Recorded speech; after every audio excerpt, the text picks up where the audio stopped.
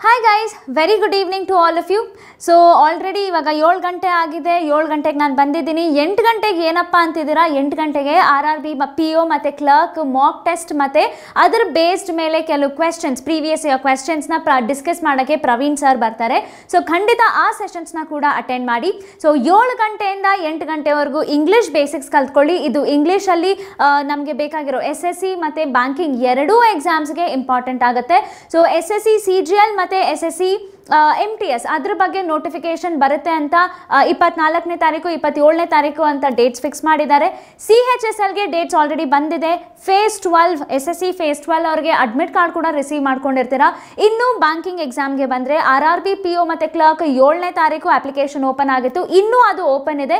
27th last date. So we are almost in middle. ಇನ್ನೂ ನೀವು apply ಮಾಡಿಲ್ಲ ಅಂತಂದರೆ ಬೇಗ ಡಾಕ್ಯುಮೆಂಟ್ಸ್ನ ರೆಡಿ ಮಾಡಿಕೊಂಡು ಅಪ್ಲೈ ಮಾಡಿ. So coming back to verbs, ಇವತ್ತಿನ ಸೆಷನ್ನಲ್ಲಿ ನೋಡೋಣ ವರ್ಬ್ಸ್ ಅಂದರೆ ಏನು, ವಾಟ್ ಆರ್ ವರ್ಬ್ಸ್. ಹಿಂದಿನ ಸೆಷನಲ್ಲಿ we saw about subject verb agreement. So subject verb ಅಗ್ರಿಮೆಂಟಲ್ಲಿ ಅಷ್ಟು ಕಷ್ಟ ಇರಲಿಲ್ಲ, ಬಟ್ ನೆನ್ಪಿಟ್ಕೊಳ್ಳೋದು ತುಂಬ ಇತ್ತು. But verbs are very important guys. It's a very tricky part. English ಗ್ರಾಮರಲ್ಲೇ ಸ್ವಲ್ಪ ಟ್ರಿಕ್ಕಿ ಆಗಿರುತ್ತೆ, ಅರ್ಥ ಮಾಡ್ಕೊಳ್ಳೋಕ್ಕೆ ಕೂಡ ಸ್ವಲ್ಪ ಕಷ್ಟ ಆಗುತ್ತೆ. ಹಾಗಾಗಿ ಇವತ್ತು ಸ್ವಲ್ಪ ನಿಧಾನಕ್ಕೆ ನಾವು ಮಾಡೋಣ. ವರ್ಬ್ಸ್ ಅಂತಂದರೆ ಕ್ರಿಯಾಪದ ಅಂತ ಹೇಳ್ಬೋದಾ? ಅಂದರೆ ಸಬ್ಜೆಕ್ಟ್ ಏನು ಕೆಲಸ ಮಾಡ್ತಾ ಇದೆ ಅಂತ ಎಕ್ಸ್ಪ್ಲೇನ್ ಮಾಡೋದು ವರ್ಬ್ಸ್, ಕ್ರಿಯಾಪದ. ಸಬ್ಜೆಕ್ಟು ಇದು ಓಕೆ. ವರ್ಬ್ಸ್ ಎರಡು ಥರ ಇರುತ್ತೆ ಅಂತಲೂ ಈಗಾಗಲೇ ನೋಡಿದ್ದೀವಿ. ಸೊ ಸಬ್ಜೆಕ್ಟ್ ಏನು ಮಾಡ್ತಿದೆ ಅಂತ ನನಗೆ ವರ್ಬ್ ಮುಖಾಂತರ ಗೊತ್ತಾಗುತ್ತೆ. ಆ ವರ್ಬ್ ಮಾಡ್ತಾ ಇರೋ ಕೆಲಸನ ರಿಸೀವ್ ಮಾಡ್ಕೊಳ್ಳೋದಕ್ಕೆ ಆಬ್ಜೆಕ್ಟ್ ಅಂತ ಕೂಡ ಒಂದು ಸೆಂಟೆನ್ಸಲ್ಲೇ ಇರುತ್ತೆ ಅಲ್ವಾ? ಸೊ ವಿ ಹ್ಯಾವ್ ಸೀನ್ ಈ ಎಲ್ಲ ಕ್ಲಾಸಸಲ್ಲೂ ನಾವು ನೋಡಿದ್ದೀವಿ. ಸೊ ಒಂದು ಸೆಂಟೆನ್ಸ್ನ ನಾನು ಡಿವೈಡ್ ಮಾಡಬೇಕಂದ್ರೆ sentence will be in the form of subject plus verb, ಅದರ ನಂತರ ಬರೋದು ಆಬ್ಜೆಕ್ಟ್. ಸೊ ವರ್ಬ್ ಯಾವ ರೀತಿ ಇದೆ ಅನ್ನೋದ್ರ ಬೇಸ್ಡ್ ಮೇಲೆ ನನಗೆ ಆಬ್ಜೆಕ್ಟ್ನ ಅಥವಾ ಯಾವ ಥರ ವರ್ಬ್ ಅನ್ನೋದನ್ನ ನಾವು ಡಿಸೈಡ್ ಮಾಡ್ತೀವಿ. ಸಬ್ಜೆಕ್ಟ್ ಅಂತಂದರೆ ಬೇಸಿಕಲಿ ನೌನ್ ಆಗಿರ್ಬೋದು ಅಥವಾ ಪ್ರೊನೌನ್ ಆಗಿರ್ಬೋದು. ನೌನ್ ಅಂತಂದರೆ ನೇಮ್ ಆಫ್ ಎನಿಥಿಂಗ್, ಅದು ಒಂದು ಜಾಗ ಬಗ್ಗೆ ನಾನು ಮಾತಾಡ್ತಿರ್ಬೋದು ಅಥವಾ ಒಬ್ಬ ವ್ಯಕ್ತಿ ಬಗ್ಗೆ ನಾನು ಮಾತಾಡ್ತಿರ್ಬೋದು, ಏನಾದರೂ ಸರಿ, that is a noun.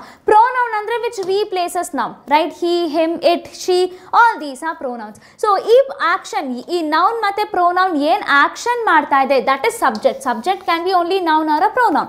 So ಇದು ಏನು ಆಕ್ಷನ್ ಮಾಡ್ತಾ ಇದೆ ಅನ್ನೋದು ನನಗೆ ವರ್ಬ್ ಇಂದ ಗೊತ್ತಾಗುತ್ತೆ.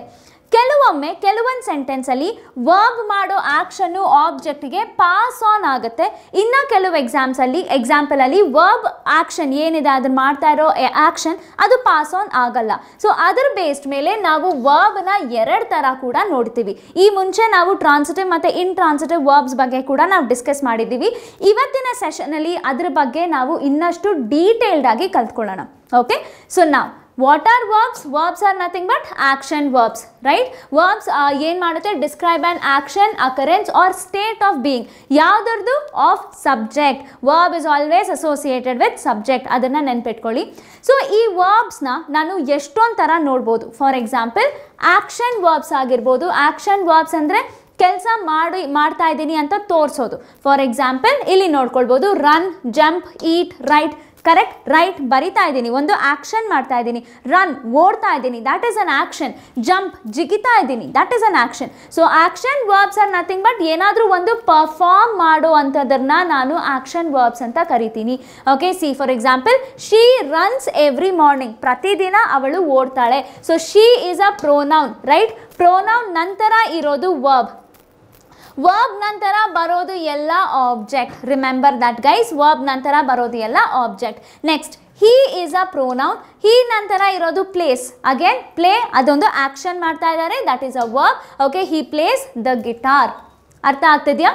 Next, so this is how action ವರ್ಬ್ಸ್ನ ನಾನು ಯೂಸ್ ಮಾಡ್ಬೋದು ಅಂತಂದರೆ ಆಕ್ಷನ್ ವರ್ಬ್ಸ್ ಅಂದರೆ ಕೆಲಸ ಮಾಡ್ತಾ ಇರುವಂಥ verbs. Next type is linking verbs. So linking verbs ಅಂದರೆ ಎರಡು ಕನೆಕ್ಟ್ ಮಾಡುತ್ತೆ ಅಥವಾ ಲಿಂಕ್ ಮಾಡುತ್ತೆ. ಏನನ್ನ ಲಿಂಕ್ ಮಾಡುತ್ತೆ? See for example it connects the subject to additional information about the subject, that is the link. So linkage ಅಂತ ಅಂದರೆ ಎರಡು ಸೆಂಟೆನ್ಸ್ನ ಲಿಂಕ್ ಮಾಡ್ತಿದೆಯಾ ಅಥವಾ ಎರಡು ಬೇರೆ ಅಕ್ಷರಗಳನ್ನ ಲಿಂಕ್ ಮಾಡ್ತಿದೆಯಾ? No.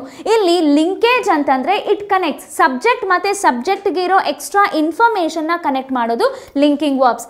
Example am, is, are, was, were, seem, become. These are all the examples of linking verbs. So she, ಇಲ್ಲಿ ನೋಡಿ, she is a doctor ಅಂತ ಇದೆ. ಸೊ ಶಿ ಅನ್ನೋದು ಪ್ರೊನೌನ? pronoun and that is a subject. So she is a doctor. Basically ಅವರೊಂದು doctor. So ಈ ಎರಡು pronoun ಮತ್ತು ಈ ಒಂದು ಆಬ್ಜೆಕ್ಟ್ ಅಥವಾ ಪ್ರೊನೌನ್ ಬಗ್ಗೆ ಇರೋ ಇನ್ಫಾರ್ಮೇಷನ್ ಸಬ್ಜೆಕ್ಟ್ ಅಂತಾನೆ ಹೇಳೋಣ. ಈ ಸಬ್ಜೆಕ್ಟ್ ಬಗ್ಗೆ ಇರೋ ಎಕ್ಸ್ಟ್ರಾ ಇನ್ಫಾರ್ಮೇಷನ್ನ ಹೆಂಗೆ ಲಿಂಕ್ ಮಾಡ್ತಾ ಇದ್ದೀನಿ? Through is. ಅರ್ಥ ಆಗ್ತಿದೆಯಾ? ಇದು ಒಂದು ನನಗೆ ಯುನೋ ಅ ಡಾಕ್ಟರ್ ಅನ್ನೋದು ನಾವು ಅದು ಆರ್ಟಿಕಲ್ಸಲ್ಲಿ ಓದಿದ್ದೀವಿ. So before a noun we need to place an article. So ಇಲ್ಲಿ ಇಂಡೆಫಿನೈಟ್ ಆರ್ಟಿಕಲ್, ಡಾಕ್ಟರ್ ಅನ್ನೋದು ಸ್ಪೆಷಲಿಸ್ಟ್ ಆಗಿ ಹೇಳ್ತಿಲ್ಲ, ಇನ್ ಜನರಲ್ ಡಾಕ್ಟರ್ ಅಂತ ಹೇಳ್ತಾ ಇದ್ದಾರೆ. ಸೊ ಇಲ್ಲಿ ನಾನು ಇಂಡೆಫಿನೈಟ್ ಆರ್ಟಿಕಲ್ ಬಳಸಬೇಕು. Okay, but here is, right, is a doctor, so that is acting as a linkage. Subject ಮತ್ತೆ ಸಬ್ಜೆಕ್ಟ್ಗಿರೋ ಎಕ್ಸ್ಟ್ರಾ ಇನ್ಫಾರ್ಮೇಷನ್ನ ಲಿಂಕ್ ಮಾಡ್ತಾ ಇದ್ದೀನಿ. Next, the soup taste delicious. So ಇಲ್ಲಿ ಸೂಪ್ ಇದೆ, ಡಿಲಿಷಿಯಸ್ ಇದೆ, ರೈಟ್? ಅದನ್ನು ಕೂಡ ನಾನು ಹೇಳ್ಬೋದಲ್ಲ ಸೂಪ್ ಡಿಲಿಷಿಯಸ್ ಅಂತ, ಬಟ್ ಅದಕ್ಕೆ ಲಿಂಕ್ ಮಾಡ್ತಾ ಇದೆ ಸಬ್ಜೆಕ್ಟ್ಗೆ ವಿತ್ ದಿ ಆಬ್ಜೆಕ್ಟ್ ಅಥವಾ ಸಬ್ಜೆಕ್ಟ್ ಬಗ್ಗೆ ಎಕ್ಸ್ಟ್ರಾ ಇನ್ಫಾರ್ಮೇಷನ್ ಏನಿದೆ ಅದನ್ನು ಲಿಂಕ್ ಮಾಡ್ತಾ ಇರೋದು. Here it is the verb.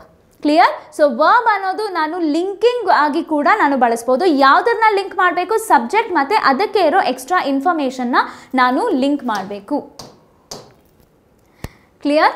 Now moving on to the next one, helping verbs, very important. So helping verbs ನಾವು ಯಾವಾಗೂ ಬಳಸುವಂಥದ್ದು helping verbs ಅಥವಾ auxiliary verbs ಅಂತ ಕೂಡ ಬಳಸ್ತೀವಿ. ಸೊ helping verbs ಮತ್ತು auxiliary verbs ಬಳಸೋದ್ರಿಂದ we also get to know the tenses. ಯಾವ ಕಾಲದಲ್ಲಿ ನಾನು ಮಾತಾಡ್ತಾ ಇದ್ದೀನಿ, whether an incident or something about whatever I am talking, ಅದು ಭೂತಕಾಲದಲ್ಲಿದೆಯಾ, ಭವಿಷ್ಯತ್ ಕಾಲದಲ್ಲಿದೆಯಾ ಅಥವಾ ವರ್ತಮಾನ ಕಾಲದಲ್ಲಿದೆಯಾ ಅನ್ನೋದು ನನಗೆ helping verbs ಇಂದಾನೇ ಗೊತ್ತಾಗೋದು.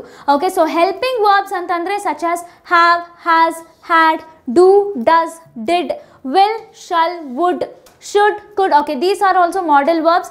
Okay, and you can also add is, are, okay, were, was. ಇದನ್ನ ಕೂಡ ನಾವು ಆ್ಯಡ್ ಮಾಡ್ಬೋದು ಫಾರ್ ಆಕ್ಸಿಲರಿ ವರ್ಬ್ಸ್. ಸೊ ಏನು ಮಾಡುತ್ತೆ ದರ್ ರೋಲ್? ಆಕ್ಸಿಲರಿ ಅಥವಾ ಹೆಲ್ಪಿಂಗ್ ಅಂದರೆ ಇಟ್ ಈಸ್ ಹೆಲ್ಪಿಂಗ್ ಅಥವಾ ಸಪೋರ್ಟಿಂಗ್ ಆಗಿ ಇರುತ್ತೆ. ಯಾವುದಕ್ಕೆ ಸಪೋರ್ಟ್ ಮಾಡುತ್ತೆ? To the main verb. Main ವರ್ಬ್ಸ್ಗೆ ಈ ಒಂದು ಹೆಲ್ಪಿಂಗ್ ವರ್ಬ್ಸ್ ಸಪೋರ್ಟ್ ಮಾಡುತ್ತೆ. See, she has finished her homework. So finished ಅನ್ನೋದು ಮುಗಿಸಿದ್ದಾರೆ, ಇದೊಂದು ವರ್ಬ್, ಮುಗಿಸಿದ್ದಾರೆ. ಸೊ ಹ್ಯಾಸ್ ಅನ್ನೋದು it is a helping verb, it is helping. ಈ ಹ್ಯಾಸ್, ಓಕೆ, ಆಕ್ಸಿಲರಿ ವರ್ಬ್ಸ್ ನಾನು ಯೂಸ್ ಮಾಡೋದು ಟೆನ್ಸಸ್ಗೆ.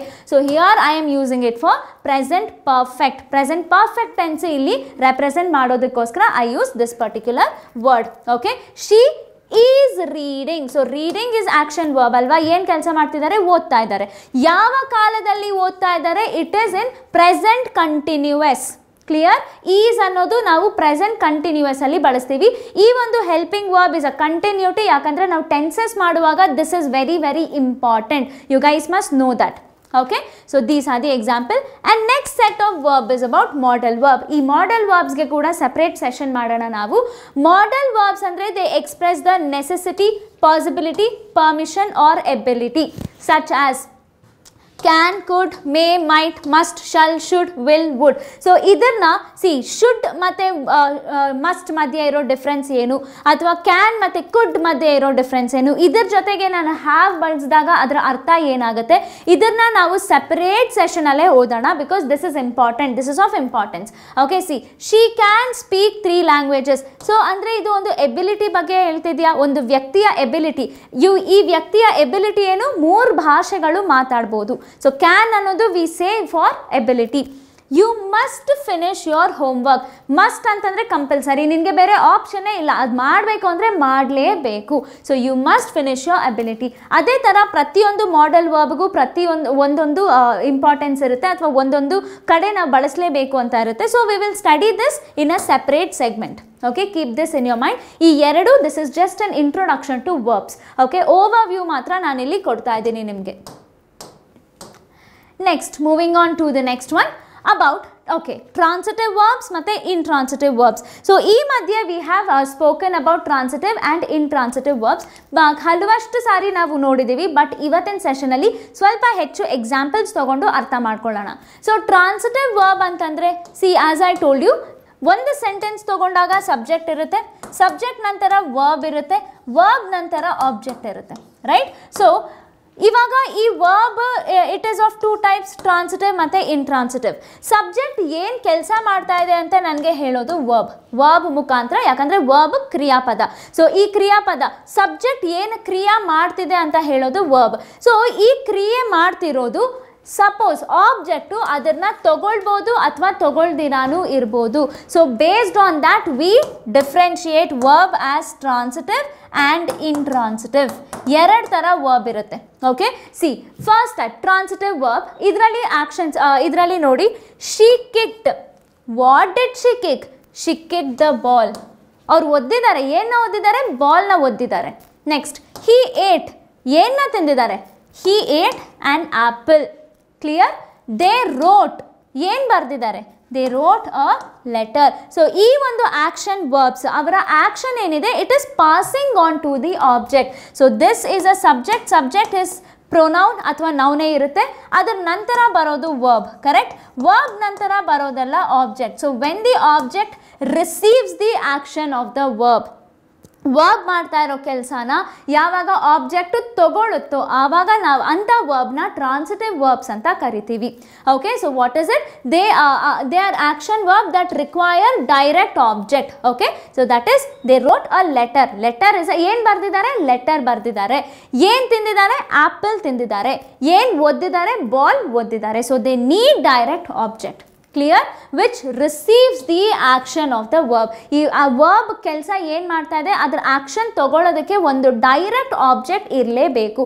ಅಂಥ ವರ್ಬ್ಸ್ನ we call it as transitive verbs. Clear? Next, ಈ ಟ್ರಾನ್ಸಿಟಿವ್ ವರ್ಬ್ಸ್ನ ಹೆಂಗೆ ನಾನು ಐಡೆಂಟಿಫೈ ಮಾಡ್ಬೋದು? ಇದು ಟ್ರಾನ್ಸಿಟಿವ್, ಇದು ಇಂಟ್ರಾನ್ಸಿಟಿವ್ ಅಂತ ಹೆಂಗೆ ಐಡೆಂಟಿಫೈ ಮಾಡ್ಬೋದು? It is simple. C, if you observe here, first two things you have to keep it in your mind. Transitive ಅಥವಾ intransitive ಅಂತ ನನಗೆ ಉತ್ತರ ಬೇಕು ಅಂದರೆ ಫಸ್ಟ್ ವಾಟ್ಗೆ ಆನ್ಸರ್ ಕೊಡ್ತಿದ್ಯಾ? ಇಫ್ ಸಮಥಿಂಗ್ ಆ ವರ್ಬ್ಗೆ ನೀವು ಕೇಳಿ.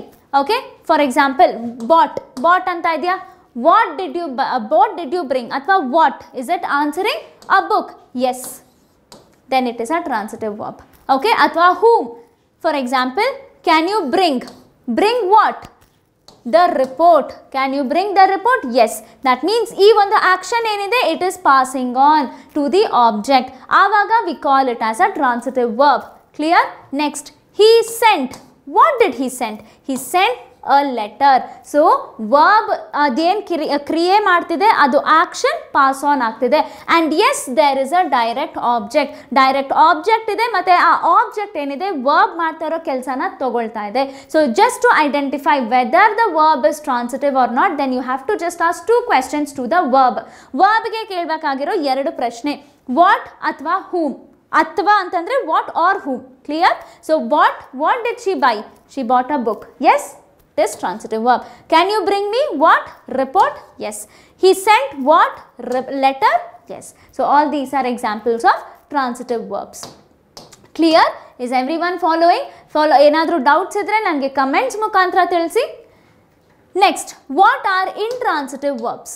Okay, what are intransitive verbs? So as I told you, subject, right? Verb, adad nantara nanage barodu object.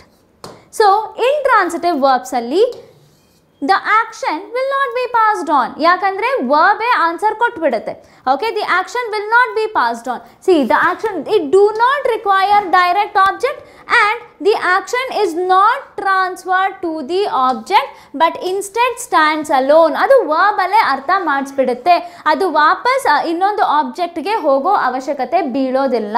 C, for example, he runs every morning. Okay, he runs every morning, fine. He runs ಅಂತಂದ್ರೂ ಆಗುತ್ತೆ ಅಲ್ಲ, it is understood. No, she slept, ಮಲ್ಕೊಂಡಿದ್ದಾರೆ ಅವರು. she slept soundly. Okay, so she slept ಅಂದರೆ it is understood that she is asleep. Next, arrive. They arrived, ಬಂದಿದ್ದಾರೆ. They have arrived late. Actually ಅವ್ರು ಬಂದಿರೋದು late ಆಗಿದೆ, but arrived ಅದು action pass on ಆಗ್ತಿದೆಯಾ? Pass on ಆಗ್ತಿಲ್ಲ. That itself is understood. Now you can ask me, ma'am how is that you are telling? ನನಗಿನ್ನೂ ಅರ್ಥ ಆಗ್ತಿಲ್ಲ ಇಂಟ್ರಾನ್ಸಿಟಿವ್ ವರ್ಬ್ಸ್ ಹೆಂಗೆ ಬರುತ್ತೆ ಅಂತ. Okay, all this things is fine. Intransitive ವರ್ಬ್ಸಲ್ಲಿ direct object ಅವಶ್ಯಕತೆ ಬೀಳಲ್ಲ, ಯಾಕಂದರೆ ವರ್ಬ್ ಅದರ ಆ್ಯಕ್ಷನ್ನು ಆಬ್ಜೆಕ್ಟಿಗೆ ಪಾಸ್ ಮಾಡೋದಿಲ್ಲ. But I still cannot understand intransitive verb. The same thing you need to apply. Transitive verb na ಕಂಡುಹಿಡಿಯೋದಕ್ಕೆ ಯಾವ ಎರಡು ಪ್ರಶ್ನೆ ನೀವು verb ಗೆ ಕೇಳ್ತಿದ್ರೋ ಅದೇ ಎರಡು ಪ್ರಶ್ನೆ ನೀವು ಇಲ್ಲಿ ಕೂಡ verb ಗೆ ಕೇಳಿ. ಅದೇನು ಅಂದ್ರೆ what or whom. Clear? So she laughed. What? ಇದಕ್ಕೆ ಆನ್ಸರ್ ನನಗೆ ಸಿಗ್ತಿದೆಯಾ? She laughed what? It is not making sense. ಅಥವಾ whom? She laughed whom? It is not making sense. So she laughed, it doesn't require any kind of direct object. By itself the meaning is complete. So she laughed, it is a intransitive verb. Next, the baby cried what and whom. Sorry, what or whom. ಅಥವಾ what or whom ಯಾವುದಾದ್ರೂ ಒಂದಕ್ಕೆ answer ಸಿಕ್ಕಿದ್ರು ಅದು transitive verb. ಎರಡಕ್ಕೂ answer ಸಿಕ್ಕಿಲ್ಲ ಅಂದರೆ it is a intransitive verb. Okay, the baby cried. So ಈ loudly ಅನ್ನೋದು it acts as a adverb. It is not acting as an object. So ಯಾವ ರೀತಿ ಬೇಬಿ ಮಗು ಹತ್ತಿದೆ, ಜೋರಾಗಿ ಮಗು ಹತ್ತಿದೆ. This is adverb which describes verb. Okay, it is not object which is receiving the action of the verb. ಈ ಎರಡು difference ಅರ್ಥ ಮಾಡ್ಕೊಳ್ಳಿ. ಇದನ್ನ ನಾವು adverb ಮಾಡುವಾಗ ಕೂಡ ನೋಡಿದೀವಿ. ಸೊ adverb verb ನ ಆಕ್ಷನ್ ತಗೊಳ್ಳೋದಿಲ್ಲ ಅಥವಾ ಅದನ್ನ ಅಕ್ಸೆಪ್ಟ್ ಮಾಡೋದಿಲ್ಲ. It just describes ಆ ಒಂದು ಆಕ್ಷನ್ ಹೆಂಗೆ ಮಾಡಿದೆ ಅನ್ನೋ ಡಿಸ್ಕ್ರೈಬ್ ಮಾಡ್ತಾ ಇದೆ ಅಷ್ಟೇ. The baby cried. What cried? No, I don't know, there is no answer. Whom? There is no answer. So it is intransitive verb. Next, they swam in the lake. So swam what? There is no answer. Athwa whom? There is no answer. So ee tara iddaga it is intransitive verb. So intransitive ಆದ್ರೂ ಸರಿ, transitive ಆದ್ರೂ ಸರಿ, verb ಗೆ ಕೇಳಬೇಕಾಗಿರೋ ಎರಡು question what ಮತ್ತೆ whom. ಈ ಎರಡು question ಗೆ ಯಾವುದಾದ್ರೂ ಒಂದಕ್ಕೆ answer ಸಿಕ್ತಿದ್ರೂ that is considered, the verb is considered as transitive verb. ಈ ಎರಡಕ್ಕೆ ಎರಡು ಆನ್ಸರ್ ಸಿಕ್ತಿಲ್ಲ ಅಂದ್ರೆ the verb is considered as intransitive verb. intransitive verb ಇದ್ದಾಗ the object is direct object ನ ಅವಶ್ಯಕತೆ ಇರೋದಿಲ್ಲ and the action will not be passed on. ಅದಕ್ಕೋಸ್ಕರ direct object ಅವಶ್ಯಕತೆ ಇರೋದಿಲ್ಲ. The object will be understood in the verb it self. Clear? Next, disappear. The magician disappeared suddenly. So how? This is an adverb. Guys, this is an adverb. Okay? Disappeared. What disappeared? Athwa whom disappeared? Is the questions being answered? Then it is not intransitive. It is a intransitive verb. It is not a transitive verb. Clear? ಎಲ್ಲರಿಗೂ ಅರ್ಥ ಆಗ್ತಿದೆಯಾ? I hope this is clear and I think this is pretty simple. ಇವಾಗ ನಿಮಗೆ ಅರ್ಥ ಆಗಿರ್ಬೋದು transitive ಮತ್ತು intransitive ವರ್ಬ್ಸ್ನ ನಾನು ಹೆಂಗೆ ಡಿಫ್ರೆನ್ಷಿಯೇಟ್ ಮಾಡ್ಬೋದು ಅಂತ. Next, so this was two major types of verb, that is transitive and intransitive. Now comes the other two types of verbs, whether it is finite or non-finite verbs. Okay, so finite verbs ಅಂತಂದ್ರೆ ಅಥವಾ non-finite verbs ಅಂತಂದ್ರೆ ಏನು? See, finite ಮತ್ತೆ non-finite ಗೂ ಸ್ವಲ್ಪ difference ಇರುತ್ತೆ. finite ಅನ್ನೋದು it changes, the verb which basically changes. non-finite as the verb that basically do not change. So finite verb ನಮಗೆ tenses ಅಲ್ಲಿ ನೋಡುವಾಗ we will get to learn a lot. Okay, but non-finite verb, guys, this will be important for us. In non-finite verb ಅಲ್ಲಿ ನಾವು ಮೂರು ತರ verb ನೋಡ್ತೀವಿ. That is infinitives. Infinitives is one type of verb. Okay, next, gerund is the other type of verb and participle is the third type of verb. Okay, so ಇದು ಎಲ್ಲಾದ್ರಲ್ಲೂ participle, it is the third type of verb. ಈ ಎಲ್ಲಾದ್ರಲ್ಲೂ there are separate set of rules. grammar ಅಲ್ಲಿ ಎಷ್ಟೊಂದು ಕಡೆ error spotting ಅಥವಾ sentence replacement ಅಲ್ಲಿ ನಮಗೆ ಗೊತ್ತೇ ಇರಲ್ಲ ಈ ಥರ ನಾನು ಬಳಸಬೇಕಾ ಈ ಥರ ನಾನು ಬಳಸಬಾರ್ದಾ ಅಂತ. ಅದು ಯಾಕೆ ಅಂತಂದರೆ because the rules are involved in these things and guys these things ಇದೆಲ್ಲ ನಿಮಗೆ ಎಲ್ಲೂ ಸಿಗೋದಿಲ್ಲ. it is very difficult to get sources for this. so ಇದನ್ನು ನೀವೇನಾದರೂ ಓದ್ತಾ ಇದ್ದೀರಾ ಅಂತಂದರೆ you must make a note of it. so ನೀವೇ ಅಬ್ಸರ್ವ್ ಮಾಡಿ ನೀವು ಮಾಕ್ ಟೆಸ್ಟ್ ತೊಗೊಳ್ಳುವಾಗ ಅಥವಾ ಎಕ್ಸಾಮ್ಸ್ ತೊಗೊಳ್ಳುವಾಗ ಈ ಏರಿಯಾನಲ್ಲಿ you can get a lot of questions. ಇದು ಒಂದು ನಿಮಗೆ ಕ್ಲಾರಿಫೈ ಆಗಿಬಿಟ್ರೆ ತುಂಬ ಕಡೆ ನೀವೇ ಇಂಪ್ರೂವ್ ಆಗಿರ್ತೀರಾ ಇಂಗ್ಲೀಷಲ್ಲಿ. Okay, so finite verbs ಅನ್ನೋದು which change according to tenses and subject. Okay, it is not same. So for example, he eats, ಇಲ್ಲಿ subject ಇದೆಯಾ, so whatever we saw in subject verb agreement ಅದೆಲ್ಲ finite verb. It changes according to the subject as well as tenses. Tenses ಅಂದ್ರೆ ಕಾಲ, whether it is in present tense, whether it is in future tense or whether it is in past tense. ಆ ಕಾಲದ ತಕ್ಕಂತೆ ಇದು verb ಏನಿದೆ ಅದನ್ನ ನಾವು change ಮಾಡಬಹುದು. And subject ನ ತಕ್ಕಂತೆ, whether the subject is singular or whether it is plural, ಅದರ ತಕ್ಕಂತೆ ಕೂಡ we can change these verbs. That is a finite verb. Okay, he ate, see, he eats, that is present, he ate, that is past. So these finite verbs can be changed, but these infinitive verbs, they do not change firstly, and adu one specific subject na assume madodilla, the finite non-finite verbs. Okay, they do not change. First of all, adu tenses adru sari, subject adru sari, they just do not change according to these things, and they include what are the three types, that is infinitive, gerund and participles. These are the three forms of non-finite verbs. ಇವತ್ತಿನ session ಅಲ್ಲಿ, okay, ಇನ್ನು ಮುಂದೆ ಬರೋ session ಅಲ್ಲಿ we will see these things. ಇದು ನಮಗೆ important ಆಗುತ್ತೆ. Okay, see for example to eat, okay, infinitive, eating, it is gerund, eaten is past participle. Now you can ask me, ma'am, it is all same, tenses tarane ide, then why is that we are still considering it as non-finite and not finite verb anta nav yene consider ಮಾಡ್ತಿಲ್ಲ? That we will see in today's examples.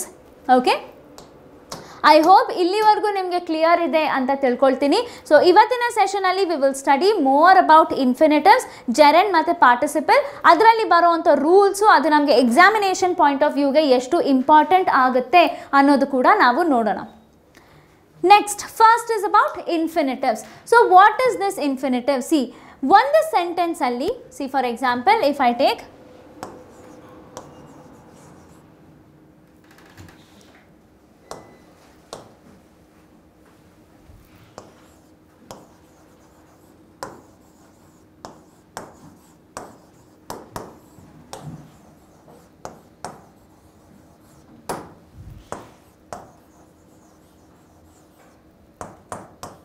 this is one example. Okay, so illi if you just observe, illi ಏನೇನಿದೆ, I ಇದೆಯಾ, which is a pronoun, I ಇದೆ, I am, definitely it is linking, right? It is acting as a linking. This is a verb, auxiliary verb. Okay, I am verb ಆಗಿದೆ. verb ನಂತರ ಬರೋದು ಎಲ್ಲಾನು object, correct? used to ಅಂತ ಇದೆಯಾ, I am used to. sleeping early, so sleeping is also a verb alva, this is also a verb, right? So but ಈ verb ಏನಿದೆ, firstly it is accompanied, to plus sleeping ಅನ್ನೋ ಒಂದು accompany. Okay, there is something called as to plus sleeping. Okay, early, and this sleeping, this is not according to the subject. ಸಬ್ಜೆಕ್ಟ್ಗೆ ಅದು relate ಆಗಿಲ್ಲ. In general ಆಗಿ sleeping ಅಂತ ಇದೆ. So ಅರ್ಥ ಏನು, ನನಗೆ ಬೇಗ ಮಲ್ಕೊಳ್ಳೋ ಅಭ್ಯಾಸ ಆಗಿದೆ ಅಂತ ಅರ್ಥ ಅಲ್ವಾ? So here it is not about sleeping, it's not at all. ಈ sleeping is not talking or related to subject. ಸಬ್ಜೆಕ್ಟ್ಗೆ ರಿಲೇಟ್ ಆಗಿರೋದು ಆಮ್ ಮಾತ್ರ. ಸೊ ಯಾವ ವರ್ಬ್ ಈ ಥರ ಸೆಪರೇಟ್ ಆಗಿ ಇರುತ್ತೋ that is infinitive. Clear? And infinitives are usually in their base form. To plus base form ಅಲ್ಲೇ ನಮಗೆ ಸಿಗುತ್ತೆ. For example, to eat, to run, to write, to be. Okay, so ಯಾವಾಗ ಇದನ್ನು ನಾವು ಯೂಸ್ ಮಾಡ್ತೀವಿ ಅಂದರೆ it is usually preceded by the word to. Okay, sometimes for ಕೂಡ ಇರುತ್ತೆ. ಫಾರ್ ಕೂಡ ಕೆಲವು ಎಕ್ಸೆಪ್ಷನ್ ಕೇಸಸಲ್ಲಿ ಇರುತ್ತೆ. ಅದನ್ನು ನಾವು ನೋಡೋಣ ಫಾರ್ ಎಲ್ಲಿ ಬರುತ್ತೆ ಅಂತ. Okay, it is usually preceded by to and they can function. Okay, their function can be as nouns, adjective or adverbs in the sentence. Okay, noun, adjective ಅಥವಾ adverb ಆಗಿರ್ಬೋದು, but they will not be altered according to the subject. ಅದನ್ನು ನಾನು change ಮಾಡೋಕ್ಕೆ ಆಗೋದಿಲ್ಲ. Okay, and they are used to express action or state, right? Action or state without specifying the subject or the tense.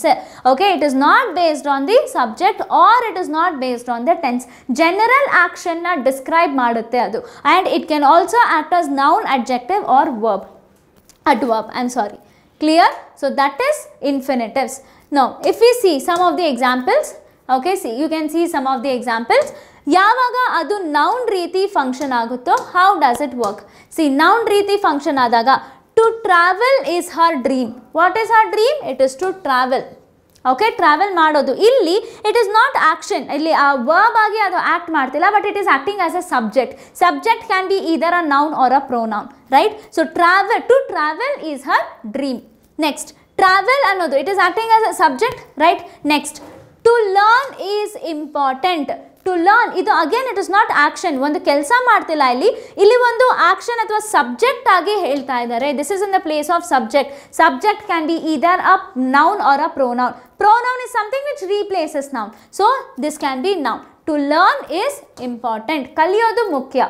Okay, that is what it is. So it is acting as the subject of the sentence. Next, as adjectives. So adjectives anta bandaga, adjective andre which describes the noun or the pronoun alva. So example, she has a book to read. Book ಏನಕ್ಕೆ ಬಳಸ್ತಾ ಇದ್ದಾರೆ? ಓದೋದಕ್ಕೋಸ್ಕರ. So book here is a noun. ಯಾಕೆ ಇಲ್ಲಿ noun ಅಂತ ಇದ್ದೀನಿ ಅಂದರೆ ನೌನ್ಗಿಂತ ಮುಂಚೆನೇ ಆರ್ಟಿಕಲ್ ಬರೋದು. Always remember this. ಆರ್ಟಿಕಲ್ಸ್ ಯಾವಾಗೂ ನೌನನ್ನ ಆಲ್ಟರ್ ಮಾಡೋದಕ್ಕೆ ಬಳಸ್ತೀವಿ. We will not use it for any other parts of speech. Okay, so noun ಬುಕ್ಗೆ ಏನಕ್ಕೆ ಬುಕ್ ನನಗೆ ಬೇಕು? ಓದೋದಕ್ಕೆ. So that is describing what a noun is doing. Okay, next. So it modifies noun book, right? To read modifies noun book. Okay, so it describing its purpose. Book na enik beku? Odadakke beku. Next, she has a lot of work to do. So work annodu again here it is uncountable noun. She has a lot of work to do. So it is an uncountable noun. So noun na describe ಮಾಡ್ತಾ ಇರೋದು to do. So ಇಲ್ಲಿ already has ಇದೆಯಾ? Already has ಇದೆ, which is a verb. So verb ಆದ್ಮೇಲೆ ಕೂಡ ಇಲ್ಲಿ to do ಅಂತ ಇದೆಯಾ? So remember, this will be infinitive. ನಿಮಗೆ ಈಸಿ ಆಗಬೇಕು ಅಂತ. ಅಗೇನ್ ಇಲ್ಲಿ she has ಅಂತ ಆಲ್ರೆಡಿ ಇದೆ, has ಅನ್ನೋ verb ಆಲ್ರೆಡಿ ಇದೆ. ಇದ್ರೂ ಕೂಡ to read ಅಂತ ಇನ್ನೊಂದಿದೆ, ರೈಟ್? ರೀಡ್ಗಿಂತ ಮುಂಚೆ, read is a verb, ಅದಕ್ಕೆ ಮುಂಚೆ to ಇದೆ. So that is known as infinitives. Remember this in your examinations. Okay? So adjectives ಆಗಿ ನೌನನ್ನು ಡಿಸ್ಕ್ರೈಬ್ ಮಾಡೋದಕ್ಕೆ ಅಥವಾ ನೌನನ್ನು ಮಾಡಿಫೈ ಮಾಡೋದಕ್ಕೆ ಬಳಸ್ಬೋದು. Next, when it is used as adverb. Adverb ಆಗಿ ನಾನು ಬಳಸಿದಾಗ, C for example, he went to the store to buy groceries. Okay, so now he went already ಇದೆಯಾ? went to the stores. Okay, to buy. So ಇಲ್ಲಿ to ಇದೆ, but to ನಂತರ article ಇದೆ, but to ನಂತರ immediate ಆಗಿ verb ಇರಬೇಕು. Okay, so buy is some action, ಬೈಗಿಂತ ಮುಂಚೆ we have to. So this is the infinitive part. So adverb here it will act as describing agent. Okay, it modifies. ಏನಕ್ಕಾಗಿ ಹೋಗಿದ್ದು? ಗ್ರಾಸರೀಸ್ಗೆ buy ಮಾಡಕ್ಕೆ ಹೋಗಿರೋದು. Clear? So adverb is something which modifies another adverb, verb or the adjective. ಇಲ್ಲಿ it is modifying another verb. ಅರ್ಥ ಆಗ್ತಿದೆಯಾ ಎಲ್ಲರಿಗೂ? Next, to buy modifies the verb went. Okay, explaining why he went to the store. Next, they are studying. Already ಇಲ್ಲಿದೆಯಾ? verb ಇಲ್ಲಿದೆ. So verb here comprises of main verb as well as the auxiliary verb. They are studying hard to pass the exam. ಏನಕ್ಕೋಸ್ಕರ ಓದ್ತಾ ಇದ್ದಾರೆ? To pass the exam. So ಇಲ್ಲಿ purpose ನನಗೆ ತಿಳಿಸ್ತಾ ಇರೋದು verb ಏನು ಕೆಲಸ ಮಾಡ್ತಾ ಇದೆ ಅಂತ. ಸೊ ಹಾಗಾಗಿ this is also acting as the adverb. So ತಿಳ್ಕೊಳ್ಳಿ, ಈ ಡಿಫ್ರೆನ್ಸ್ ತಿಳ್ಕೊಳ್ಳಿ. ನೌನ ಯಾವಾಗ ಬಳಸ್ತೀನಿ? ಯಾವಾಗ ಈ ಒಂದು ಇನ್ಫಿನಿಟಿವ್ ಸಬ್ಜೆಕ್ಟ್ ಪ್ಲೇಸಲ್ಲಿ ಇರುತ್ತೋ ಆವಾಗ we use it as noun. ಯಾವಾಗ ಇನ್ನೊಂದು ನೌನನ್ನು ಡಿಸ್ಕ್ರೈಬ್ ಮಾಡ್ತಾ ಇರುತ್ತೋ ಆವಾಗ we use it as adjective. And when it is describing another adverb, adjective or the verb, then that is used as adverb. Clear? So here to pass it is talking about study. Study ಮಾಡೋದಕ್ಕೋಸ್ಕರ purpose ಏನು, ಓದೋದಕ್ಕೋಸ್ಕರ purpose ಏನು ಅನ್ನೋದನ್ನ modify ಮಾಡ್ತಾ ಇದೆ. ಹಾಗಾಗಿ that is to pass. Next, so as I told you, ಇವಾಗಷ್ಟೇ ನಾನು ನಿಮಗೆ ಹೇಳಿದೆ, ಈ ಇನ್ಫಿನಿಟಿವ್ಸ್ ಎಲ್ಲ ಏನಿದೆ ಟು ಆದಮೇಲೆ ಬರೋವಂಥ ವರ್ಬು ಮಧ್ಯದಲ್ಲಿ ಬೇರೆ ಏನೂ ಇರಬಾರ್ದು. ಆದರೆ what if I am positioning, suppose ಏನಾದರೂ ಇಲ್ಲಿ ಈ ಎಕ್ಸಾಂಪಲ್ಸ್ ನೋಡ್ಕೊಳ್ಳಿ, ಟು ಮತ್ತು ಫಿನಿಶ್, ಟು ಫಿನಿಶ್ ಇರಬೇಕು, ಬಟ್ ಅದ್ರ ಮಧ್ಯೆ ನಾನೊಂದು ಅಡ್ವರ್ಬ್ ಹಾಕಿದ್ದೀನಿ. ಕರೆಕ್ಟ್? ಸೊ ಟು ಮತ್ತು ಎಕ್ಸ್ಪ್ಲೇನ್ ಇರಬೇಕು, ಎರಡು ಒಟ್ಟಿಗೆ ಇರಬೇಕು. ಟು ಎಕ್ಸ್ಪ್ಲೇನ್ ಇರಬೇಕು, ಬಟ್ ಅದ್ರ ಮಧ್ಯೆ ನಾನು ಫುಲ್ಲಿ ಅಂತ ಹಾಕಿದ್ದೀನಿ. ನೆಕ್ಸ್ಟ್, ಟು ಮತ್ತು ಇಫೆಕ್ಟಿವ್ಲಿ ಇರಬೇಕು, ಬಟ್ ಅದ್ರ ಮಧ್ಯೆ ನಾನು ಮೋರ್ ಹಾಕಿದ್ದೀನಿ. ನೆಕ್ಸ್ಟ್, ಟು ಮತ್ತು ಲೈ ಇರಬೇಕು, ಟು ಲೈ ಇರಬೇಕು, ಅದ್ರ ಮಧ್ಯೆ ನಾನು ನೆವರ್ ಹಾಕಿದ್ದೀನಿ. So are these sentences correct? No, it is definitely right. All of these sentences are right. Okay, so ಯಾವಾಗ ಕೆಲವೊಂದು ಎಕ್ಸೆಪ್ಷನ್ಸ್ ಇರುತ್ತೆ, ಈ ಎಕ್ಸೆಪ್ಷನಲ್ ಕೇಸಸ್ ಅಲ್ಲಿ ನಾನು ಯಾವಾಗ ಇನ್ಫಿನಿಟಿವ್ಸ್, ಓಕೆ, ಈ ಇನ್ಫಿನಿಟಿವ್ಸ್ ಮಧ್ಯ ಟು ಮತ್ತು ವರ್ಬ್ ಮಧ್ಯ ಯಾವುದಾದ್ರೂ ಅಡ್ವರ್ಬ್ನ ಪ್ಲೇಸ್ ಮಾಡ್ತೀನೋ ಆವಾಗ we call that sentence or that particular class is called as split infinitives. Okay, so ಈ ಒಂದು ಸ್ಪ್ಲಿಟ್ ಇನ್ಫಿನಿಟಿವ್ಸ್ ಯಾವಾಗ ಬರುತ್ತೆ ಅಂದರೆ when adverb or other word is inserted between to and the word. Okay, to and the verb ಆವಾಗ ಅಷ್ಟೇ. Okay, so ಮುಂಚೆ ಇದೆಲ್ಲ traditionally it was not accepted, but if you see the latest or the modern grammar, that definitely is accepted. Okay, so ಯಾವಾಗ ನಾವು ನೋಡ್ಬೋದು ಅಂದರೆ ಅಥವಾ ಎಲ್ಲಿ ಯಾವ ಏರಿಯಾನಲ್ಲಿ ನಾವು ಬಳಸ್ತೀವಿ ಅಂದರೆ when I am to improve the clarity, flow ಅಥವಾ ಎಂಫಸೈಸ್ ಅಂದರೆ ಯಾವುದ್ರ ಮೇಲೂ ನಾನು ಜೋರು ಹಾಕಿ ತೋರಿಸ್ತಾ ಇದ್ದೀನಿ, ಕ್ಲಾರಿಟಿ ಅಂತಂದರೆ ಇನ್ನೂ ಕ್ಲಿಯರ್ ಆಗಿ ಹೇಳ್ತಾ ಇದ್ದೀನಿ, ಅಥವಾ ಒಂದು ಫ್ಲೋನಲ್ಲಿ ಹೋಗ್ತಾ ಇರುವಾಗ, okay, that time in those sentences it is okay to use split infinitives. Okay, she wants to really understand the problem. Okay, she wants to really understand the problem. So really understand, it is a split infinitive. ಅರ್ಥ ಆಗ್ತಿದೆಯಾ? So usually we place here we are using more effectively. Okay, more effectively. So ಇಲ್ಲಿ ಏನು I am using adjective, ಒಂದು ಅಡ್ಜೆಕ್ಟಿವ್ನ ನಾನಿಲ್ಲಿ ಬಳಸ್ತಾ ಇದ್ದೀನಿ, to never ಲೈ again. Okay, so that is correct. Next, moving on to the next type of infinitive, that is bare infinitive. So bare infinitive andre enu? Again, bare infinitive go hogaku munche see these exceptional words: let, make, see, hear, feel. Okay, and modal verbs, all the modal verbs, can, could, might, must, shall, should, all these are modal verbs. ಏನಿಗೆ ಬೇಕು ನನಗೆ? Exceptional words ಇದ್ದಾಗ ನನಗೆ important ಆಗುತ್ತೆ, ಯಾಕಂದರೆ examiner exceptional ವರ್ಡ್ಸಲ್ಲೇ interested ಇರ್ತಾರೆ. So ನಾವು ಈ ಒಂದು ಬೇರ್ ಇನ್ಫಿನಿಟಿವ್ಸಲ್ಲಿ as I told you, infinitives ನಾನು ಟೂ ಜೊತೆನೇ ಬಳಸಬೇಕು, ಟೂ ನಂತರ ವರ್ಬ್ ಇರಬೇಕು. ಆದರೆ ಈ ವರ್ಬ್ಸ್ಗಳ ಜೊತೆ ಎಲ್ಲ ಮಾಡಲ್ ವರ್ಬ್ ಮತ್ತು let, make, C, here, feel, help ಈ ವರ್ಡ್ಸ್ಗಳು ಸೆಂಟೆನ್ಸಲ್ಲಿ ಬಂದಾಗ ನಾನು ಇನ್ಫಿನಿಟಿವ್ಸ್ ಜೊತೆ ಟು ಬಳಸಬಾರ್ದು, ಅದನ್ನು ಹಾಗೆ ನಾನು ಬಳಸಬೇಕು. How? She made him cry. So made ಇದೆಯಾ, there is one word make.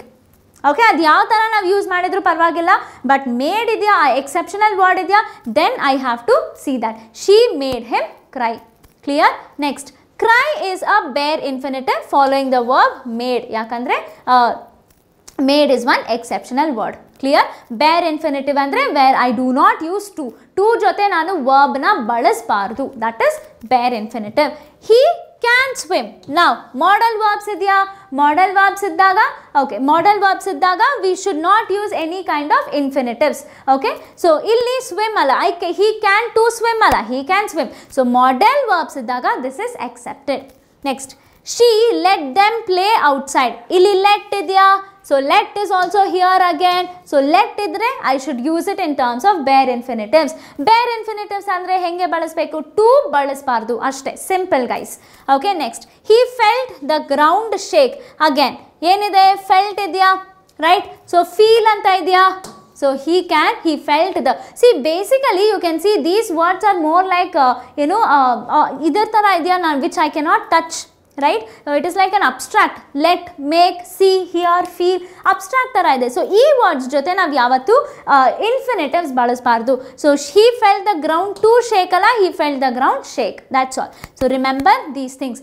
bare infinitives ಅಂದರೆ where usual infinitive form to plus verb ಇದ್ದಿದ್ದಾಗ with these words you should not use to, only verb will be used. Clear? ಬೇರೆ ಎಲ್ಲ rules same ಇರುತ್ತೆ. Where shake, it is not, ಈ shake ಅನ್ನೋದು ಯಾವ ಸಬ್ಜೆಕ್ಟ್ಗೂ relate ಆಗಿರಲ್ಲ, ಅಥವಾ ಯಾವುದೇ ಸಬ್ಜೆಕ್ಟ್ ರೀತಿ ಬದಲಾಗೋದಿಲ್ಲ, ಅಥವಾ ಟೆನ್ಸಸ್ ಪ್ರಕಾರನೂ ಅದನ್ನು ಬದಲು ಮಾಡೋಕ್ಕೆ ಆಗಲ್ಲ. So those rules will be the same, but only to ಮಾತ್ರ ನಾವು ಬಳಸೋದಕ್ಕೆ ಆಗೋದಿಲ್ಲ. ದಟ್ ಈಸ್ ಬೇರ್ ಇನ್ಫಿನಿಟಿವ್ಸ್. ಸೊ ಇಲ್ಲಿ ಇವತ್ತು ಬೇರ್ ಇನ್ಫಿನಿಟಿವ್ಸ್ವರೆಗೂ ಮಾತ್ರ ಮಾಡೋಣ. ಮುಂದೆಂದು ಇನ್ನೂ ಹೆಚ್ಚು ಕೆಲವು ಇನ್ಫಾರ್ಮೇಷನ್ ಇದೆ ಅಬೌಟ್ ಇನ್ಫಿನಿಟಿವ್ಸ್. ಆ ಇನ್ಫಿನಿಟಿವ್ಸ್ ಬಗ್ಗೆ ಮತ್ತು ಜೆರೆಂಡ್ ಪಾರ್ಟಿಸಿಪಲ್ ಫಾರ್ಮ್ ಬಗ್ಗೆ ನಾವು ಮುಂದಿನ ಸೆಷನ್ಸಲ್ಲಿ ನೋಡೋಣ. I hope this was beneficial to all of you. ಇದು ನಿಮಗೆ ಹೆಲ್ಪ್ ಆಗಿದೆ ಅಂತ ಅಂದ್ಕೊಳ್ತೀನಿ. Definitely these rules will be asked in your examination guys. ನೀವೇ ಒಂದ್ಸತಿ ಚೆಕ್ ಮಾಡಿಬಿಟ್ಟು ಆಮೇಲೆ ನನಗೆ ಹೇಳಿ whether this session was helpful or not. So ಇಂಗ್ಲೀಷ್ನ ದಯವಿಟ್ಟು ನೆಗ್ಲೆಕ್ಟ್ ಮಾಡಬೇಡಿ. All of you might be thinking first ನಾನು ಮ್ಯಾಥ್ಸ್ ಮತ್ತು ರೀಸನಿಂಗ್ ಕಲಿಬೇಕು, definitely that is also important. ಯಾಕಂದರೆ ಅದಕ್ಕೆ ನಮಗೆ ಫೋಕಸ್ ಜಾಸ್ತಿ ಬೇಕು. But English is your scoring subject. Scoring ಸಬ್ಜೆಕ್ಟ್ನ ಬಿಟ್ಕೊಡ್ಬೇಡಿ. ಈಸಿಯಾಗಿ ಇಂಗ್ಲೀಷ್ ಮತ್ತು ಕರೆಂಟ್ ಅಫೇರ್ಸಲ್ಲಿ ಮಾರ್ಕ್ಸ್ ತೆಗಿಬೋದು. Okay, but all you need is to learn the basics. With this I wind up the session here for the day. ಮುಂದಿನ ಸೆಷನಲ್ಲಿ ನಾವು ಭೇಟಿಯಾಗೋಣ. Thank you all very much and have a nice day.